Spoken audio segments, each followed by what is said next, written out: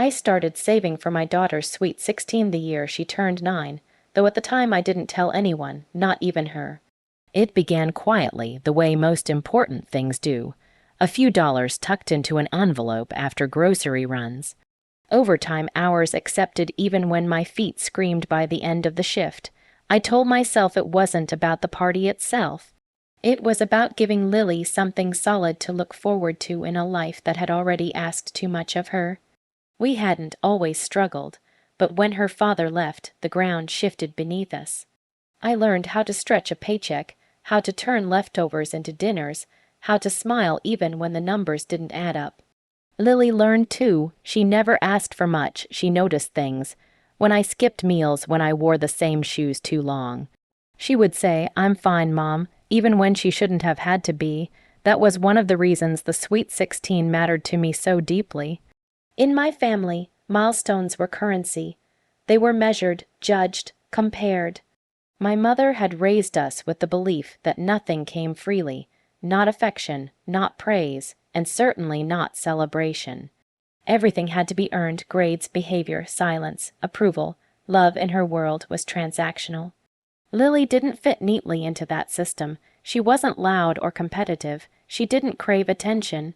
She loved books, stray animals, sketching faces she imagined on scrap paper. She volunteered at the local shelter on weekends without being asked. She cried easily, laughed softly, and felt things deeply. To me, those were strengths. To my mother, they were weaknesses. "She's too sensitive," my mother often said. "Life won't be kind to girls like that." I used to bite my tongue. I told myself she didn't mean harm, that she came from a different generation, that love just looked different to her. But when I started planning the party, the comments sharpened. The venue was beautiful, nothing extravagant, but elegant. Soft lights, a small stage, room enough for laughter. Lily had shown me pictures of dresses she liked. Nothing flashy, just something that made her feel grown without pretending she wasn't still a kid. Every choice I made, I imagined her smile. My mother saw it as excess. $35,000. She repeated one afternoon, setting her tea down with a clink. For a birthday, for her sweet 16, I corrected gently. "And what exactly has she done to earn that?" she asked. The word earn landed wrong, heavy, ugly. "She's a good kid," I said. "She's kind. She works hard at school. That's the bare minimum." My mother interrupted. "Kids these days get rewarded for existing." I laughed it off, though something twisted in my chest. Lily was in the next room, sketching quietly. I told myself she hadn't heard, but comments have a way of multiplying. "You're spoiling her. She'll grow up entitled. Other kids work harder." Each one chipped away at my patience, at my excuses. The night everything broke, we were at Sunday dinner. The table was crowded with relatives, laughter bouncing off the walls. Lily sat beside me, her hands folded neatly in her lap, listening more than speaking. She always did. The conversation drifted, as it often did, back to the party. "I still don't agree with it," and my mother said loudly. "She didn't earn a sweet 16. Throwing money at a child doesn't build character." The room went silent. I felt Lily stiffen next to me. Her fork froze midair. Slowly, she lowered it, her eyes dropping to her plate. No tears, no outburst, just quiet. "I'm sorry," she said softly, standing up. "I didn't mean to cause any problems." She walked away before anyone could stop her. I sat there, my heart pounding, the sound of her footsteps echoing in my head. No one spoke. My mother took another sip of tea, satisfied. That night, Lily didn't mention the party. She sat on her bed, folding the corner of her blanket over and over, as if trying to make it disappear. "Mom," she said carefully, "we can cancel it. I don't really need a sweet 16. I knelt in front of her and took her hands. "Why would you say that?" I asked. She shrugged. "Grandma's right. I didn't do anything special." That was the moment I realized this wasn't about a party at all. It was about a child learning she had to earn her place in the world. And I knew right then that something had to change. The days after that Sunday dinner moved strangely, as if time itself was unsure how to behave. Lily went back to school, back to homework and quiet routines, but something about her had shifted. It wasn't obvious at first. She still smiled when I asked about her day. She still helped me in the kitchen, still fed the neighbor's cat when Mrs. Alvarez was away, but the lightness was gone, replaced by a careful restraint, like she was afraid to take up too much space. I noticed it in small moments. She stopped talking about the party altogether. The dress she once showed me on her phone remained buried in her browser history. When a song from the party playlist came on while I was driving, she reached over and turned the volume down without saying a word. That silence hurt more than any argument could have. My mother, meanwhile, acted as if nothing had happened. She called to ask about mundane things, weather, groceries, and Aunt's health, but never once mentioned Lily. Never apologized. In her mind, she had simply spoken the truth, and the truth didn't require forgiveness. I tried to hold myself together, but anger has a way of simmering when it's ignored. One afternoon, Lily came home with a flyer from school about a cultural exchange project. Paris was printed across the top in bold letters, surrounded by photos of museums and cafes. "Looks cool," she said casually, placing it on the counter. "But it's expensive. I'm not really that kind of kid." That sentence stopped me cold. "What kind of kid is that?" I asked. She hesitated, then shrugged. "The kind that deserves things." I turned away before she could see my face break. That night, after Lily went to bed, I sat at the kitchen table, staring at the party contracts spread in front of me. Each page represented months of sacrifice, years of planning, but none of it mattered if the message behind it was wrong. A celebration meant to uplift her had become a measure of her worth, and I refused to let that lesson settle into her bones. The next morning, I made the calls. The venue manager sounded shocked. The caterer tried to convince me to reschedule. The band asked if there was an emergency. I told them all the same thing. Plans change. With every cancellation, I felt something loosen inside me. Not relief, clarity. By noon, my phone started ringing. "Are you serious?" My sister demanded. "You're overreacting." An aunt texted. "You're letting one comment ruin everything." Someone else said. Then my mother called. "So," she said coolly, "you finally came to your senses." I closed my eyes. "This isn't about money." "Of course it is," she replied. "You were trying to prove something. I just pointed it out." "No," I said quietly. "You hurt my child." There was a pause, then a dismissive laugh. "She'll get over it. Children need to learn resilience." I ended the call without another word. That evening, Lily found me folding clothes in silence. "Mom," she said, her voice small, "did you cancel the party because of me?" I set the laundry down and turned to her. "Why would you think that? Everyone at school is talking about sweet 16s. She whispered. I figured maybe I asked for too much. My heart broke all over again. I pulled her into my arms. "You didn't ask for anything, and this was never about you being enough. You already are." She nodded, but doubt lingered in her eyes.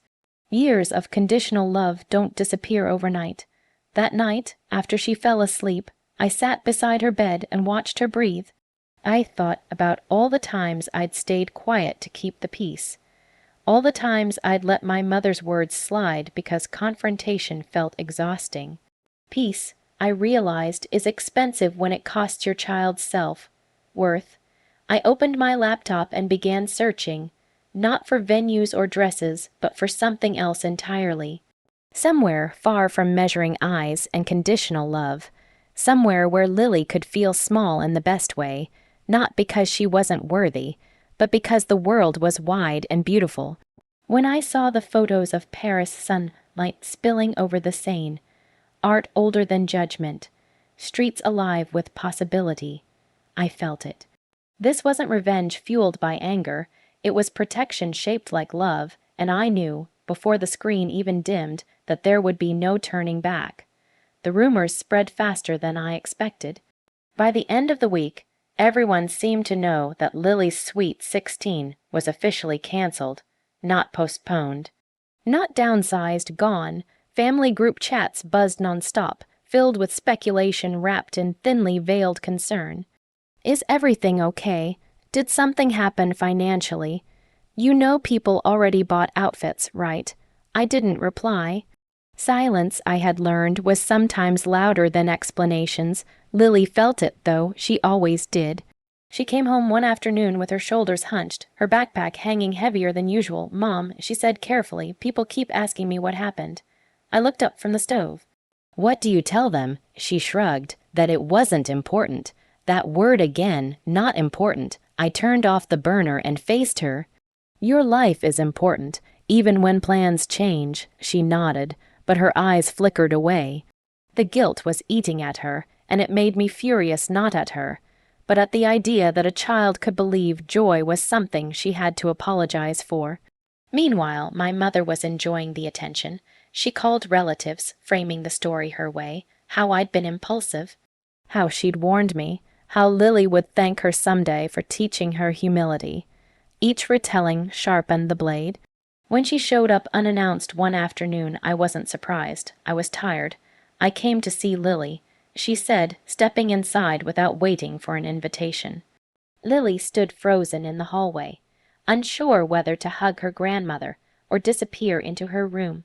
My mother glanced around, so it's really canceled. Yes, I replied. She sighed, shaking her head. You're making a mistake. This kind of thing follows a child. People remember. That's exactly why I canceled it, I said evenly. She frowned. You're punishing her for your feelings. No, I said, I'm protecting her from yours. The silence that followed was thick, uncomfortable. My mother scoffed and turned to Lily. You understand, don't you? She asked. Character is built through disappointment. Lily's hands clenched at her sides. She looked at me, then back at her grandmother. I think, she said softly, I did something wrong. That was enough. Please leave, I said, my voice steady but sharp. My mother stared at me, shocked. Excuse me, you heard me. She left without another word, her disappointment trailing behind her like perfume. That night, Lily cried for the first time since the dinner. I didn't mean to cause all this, she sobbed. If I was better, maybe. I held her, rocking gently. Listen to me. You do not shrink yourself to make others comfortable, ever. She nodded against my shoulder, exhaustion finally overtaking her. The next morning, I began packing, quietly, carefully. I didn't tell Lily at first. I needed everything to be certain. The tickets printed cleanly, the hotel confirmed, the passports were valid. Each step felt unreal, like I was planning a dream instead of a trip. Lily noticed the suitcase in my room that evening. Are we going somewhere? She asked, trying to sound casual. Maybe, I smiled. Just trust me. On her birthday morning, she woke to a note on her pillow, get dressed. Bring curiosity. She met me in the living room, confused, still half asleep. I handed her an envelope. Inside were 2 plane tickets. She stared at them, her mouth falling open. Paris, she whispered. Mom, this has to be a mistake. I shook my head. It's not, but the party was never what mattered, I said. Tears filled her eyes. Why would you do this? I cupped her face gently. Because you don't earn experiences, you live them. As we walked out the door, my phone buzzed. Messages poured in shock, disbelief, outrage. I didn't look back. Somewhere between our front door and the airport, I felt it, the weight lifting. The story others wanted to write about my daughter no longer mattered. The party never happened, but something far more important was just beginning. Paris greeted us with rain. Not the dramatic kind from movies, but a soft, steady drizzle that turned the streets into mirrors.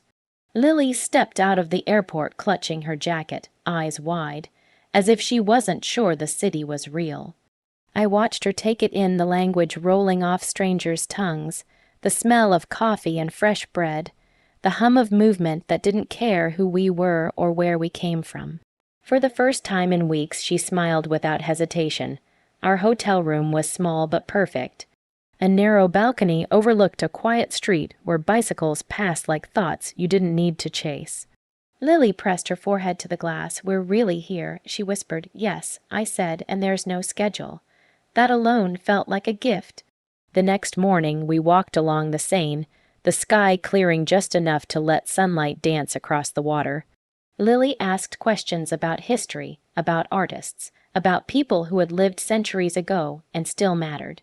She moved slowly through the world here, unafraid of being left behind. At the Louvre, she stood in front of paintings longer than I thought possible. She didn't rush, she didn't pose. She studied faces, emotions, brushstrokes. Later, she told me she liked how no one asked if the artists had earned their space on the walls. One afternoon, we sat at a cafe, sharing a chocolate croissant. Lily laughed when powdered sugar dusted her nose. I feel different, she admitted, like I'm allowed to be me. I swallowed hard, you always were, but now I believe it, she said. That night we climbed the steps near Montmartre. Lily's legs ached, but she refused to stop. I want to see it all, she insisted. At the top, the city stretched beneath us, lights glowing, imperfect and alive. Lily leaned against the railing, quiet for a long moment.